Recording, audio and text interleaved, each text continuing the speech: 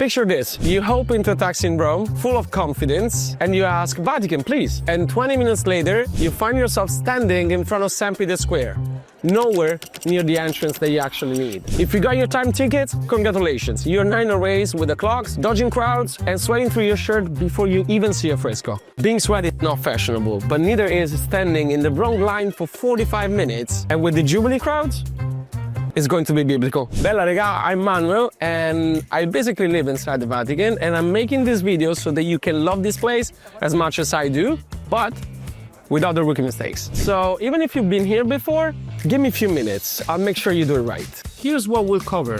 The right way to get to the Vatican, so you're not sprinting around the whole country.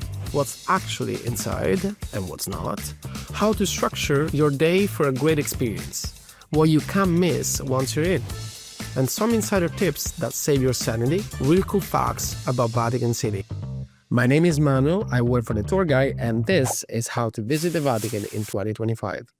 Let's start with what trips people up immediately. Where is the Vatican? The Vatican is located in Rome's Prati neighborhood, right by the Tiber River. It's a big monument, but the world's smallest country within a city. Getting there is easiest with a taxi, but it takes a little extra detail when communicating between languages.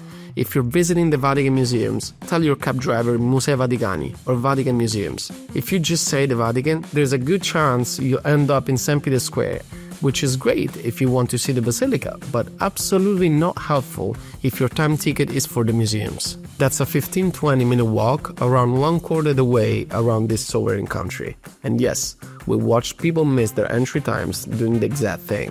So, tell your taxi Vatican Museums if you're doing a tour of the museums, or Sistine Chapel, St. Peter's Basilica if you're just going to see the church. If you're using the metro, hop on line A, the red line, and get off at Ottaviano or Cipro. Both less than 10 minutes walk to the museum's entrance, and you miss all the traffic in Rome.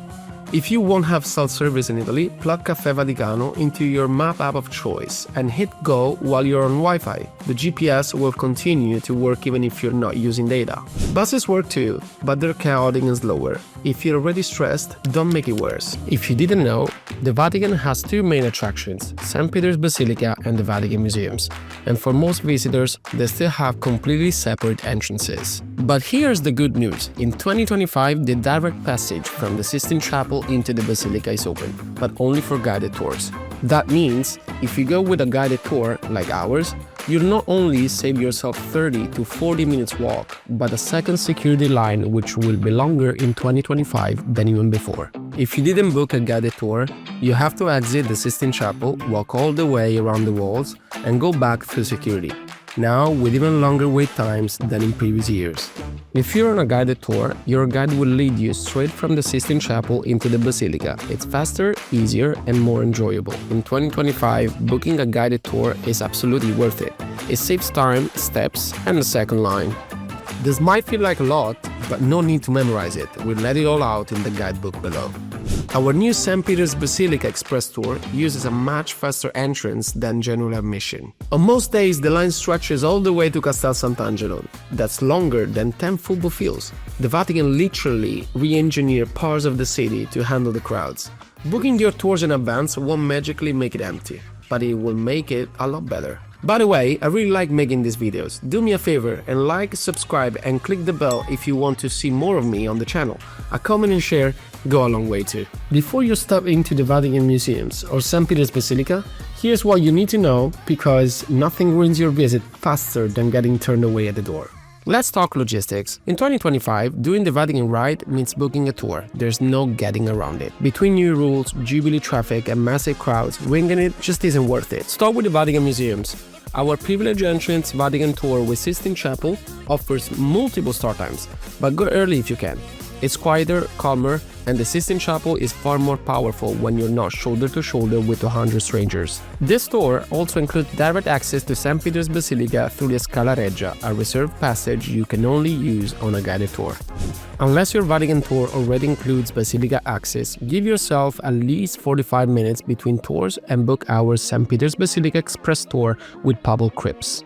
You have to walk from the Vatican Museum's exit to the St. Peter's Basilica, where you'll meet our welcome staff, potentially me, outside the piazza in front of the Fontana delle Tiare. If you want to do it all in one go, check out St. Peter's Dome Climb and Sistine Chapel combo tour, which includes a guided tour inside of the Vatican Museums. In this tour, you'll visit the St. Peter's Dome, Basilica, and the Vatican Museums without missing the guide. This tour sells out fast, so if this sounds like your speed, book it early.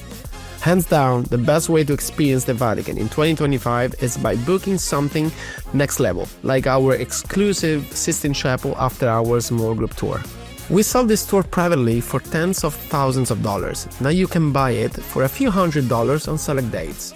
Our exclusive Sistine Chapel After Hours tour is a small group tour which enters just before or after closing. It isn't cheap, but definitely worth it. One note. Even though it's a VIP experience, it does not include the Basilica, so you will want to pair it with St. Peter's Basilica Express Tour on a different day. Dress code. Yes, they enforce it. The Vatican's dress code is no joke. Shoulders and knees must be covered for everyone. No tank tops, no short shorts, no crop tops, no miniskirts, and no hats, even in the summer. Bring a scarf or light layer you can throw on. You thank yourself. Be careful with bags and personal items. Leave the backpack at home. Large bags, umbrellas, and anything bulky won't make it past security. I recommend a clutch bag or a small purse for women. Prohibited items. No food, no drinks, no booze. Anything edible or sippable needs to be left in the cloakroom. The rules are flexible about water. You can bring a small plastic water bottle, just no glass or metal. Drinking inside isn't allowed anyway, so it's easier to hydrate before and travel light. Photography. You can take photos in most parts of the museums, but not in the Sistine Chapel. No exceptions, no sneaky selfies, and yes, they will yell at you. This rule helps preserve the delicate frescoes and maintains the sanctity of the space. Security checks. Think airport security, but with Renaissance art on the other side. Keep things organized, skip anything sharp, and don't be the person holding up the line. Stick to these rules and you'll breeze through like a seasoned traveler. If you miss something here, don't worry. A link for how to visit the Vatican article is in the description below. It has all these recommendations and more. What do you see in each place? Vatican Museums. The Vatican isn't just go see the Sistine Chapel and leave. If you only focus on that, you're missing 90% of what makes this place incredible. These museums are living, meaning they used to be papal residences. This is why they were built. Today, many people still live on the other side of the walls you'll be looking at. It's a mixture of a high art Renaissance, which is basically the late 15th and 16th century, and ancient sculptures from Roman times. The two time periods don't just live together, they influenced each other. Artists like Michelangelo and Raphael, the mega maestros of the Vatican, studied the ancient Roman sculptures you'll see and used them within the work they did in the 16th century. To get in, you need a time entry ticket or a guided tour, no exceptions. And things are selling out fast for Jubilee 2025, so I recommend booking now. Budget at least 3 hours for the museums alone. Add in security, walking time, and lines, and you're looking at about 5 hours doors to door for a proper Vatican visit. It's not as simple as it used to be, but with the right plan, it's 100% worth it. St. Peter's Basilica.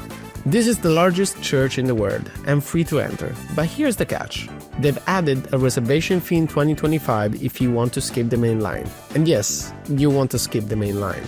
Inside, you'll find Michelangelo's Pietà, Bernini's Baldacchino, and the Dome Climb with one of the best views in Rome. And those paintings on the walls? They're not paintings, they're mosaics. Most people don't even know this. One last thing people constantly mess up. The Sistine Chapel and the Basilica are not in the same building. Plan ahead, don't try to wing it, and you'll thank yourself later. Alright, you've booked your Vatican visit. Nice move. Now, it's time to actually get excited. Knowing a few key facts before you go can seriously level up your experience. In the Vatican Museums, get ready for terrace overlooking the St. Peter's Basilica. Start strong with one of the best photo ops in the entire Vatican. From here, you can see the Basilica Dome, the Vatican Gardens, and the full story on the world's largest church. Gallery of Maps, a jaw-dropping hallway that is likely the most photo-worthy spot in the museums, with 40 painted maps of Italy from the 1500s. Giant green-blue masterpieces that will light up your camera roll. Raphael rooms, best known for the School of Athens. These were designed by Raphael and painted by him and his school of artists. You've seen it before, you just didn't know it was here. It's a 4-room chamber full of high art renaissance that is rivaled by few. Sistine Chapel, the main event, no photos, no video, just you, the ceiling and Michelangelo showing off. Modeled after the Temple of Solomon, it features scenes from Genesis, the Old and New Testaments, and the Last Judgment Wall. You won't forget it. And now that we have the new Pope, it's open again. In the Basilica, La Pietà, religious or not, any human can see the beauty of this moment captured by a master. Baldacchino, a huge bronze altar designed by Bernini, is the perfect headstones for St. Peter's tomb. The Dome. The view is incredible from on top of this dome or the inside. Mosaics. Those paintings on the walls? Not paintings. So precise, you won't believe it until someone points it out. No, you know. Thank you guys for watching. Follow us for more travel tips, and remember, we have stories to tell.